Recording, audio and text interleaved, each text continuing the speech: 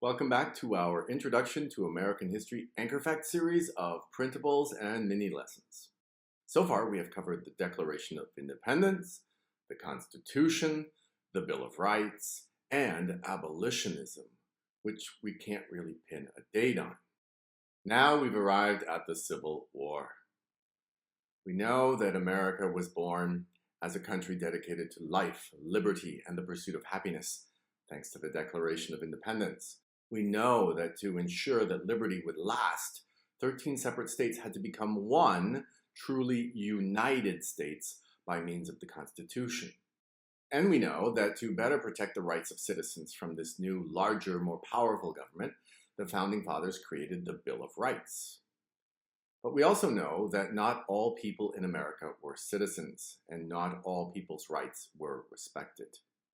America was born into a world where slavery was considered normal. Even though the northern states of America, such as Massachusetts and New York, had abolished slavery, the southern states had not. Such an arrangement could not last forever, especially because a special group of heroes, known as abolitionists, made it their mission in life to bring slavery to an end in America. I hope you enjoyed learning about these heroes in our previous mini lesson. Now to turn to the results of their efforts. The slaveholding leaders of the South decided they didn't want to be Americans anymore. They decided to secede from the United States and form the Confederate States of America, or the Confederacy for short. Let's stop and focus on this word, secede. It means to withdraw from or to leave a group of some kind, such as a country. When someone or group secedes from a larger group, it's called a secession. The trigger for the secession of the South was the election of an abolitionist, Abraham Lincoln, to the presidency of the United States. Even though Abraham Lincoln explained that he did not think he had the power to stop slavery, the fact that he believed it was wrong was enough to convince the Confederates that they did not want to be part of the United States anymore. This means that Lincoln had a difficult decision to make. On the one hand, he could let them go, and America would become two countries, or he could refuse to let them leave. He chose the second option, and the Civil War was fought from 1861 to 65.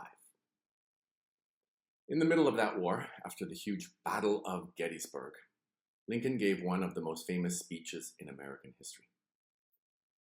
77 years ago, our fathers brought forth on this continent a new nation, conceived in liberty, and dedicated to the proposition that all men are created equal. Now we are engaged in a civil war, testing whether that nation, or any nation so conceived and so dedicated, can long endure. Thankfully it did. The Union forces won the Civil War, and the commanders of the two armies, Ulysses S. Grant of the Union and Robert E. Lee of the Confederacy, met at Appomattox Courthouse, where the Confederacy officially surrendered. It was the worst war in American history, but the result was that slavery was finally abolished. The United States started to become the modern country of civil rights that it is today.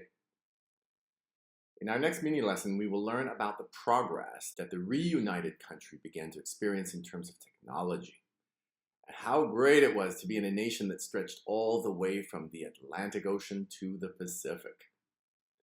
See you then.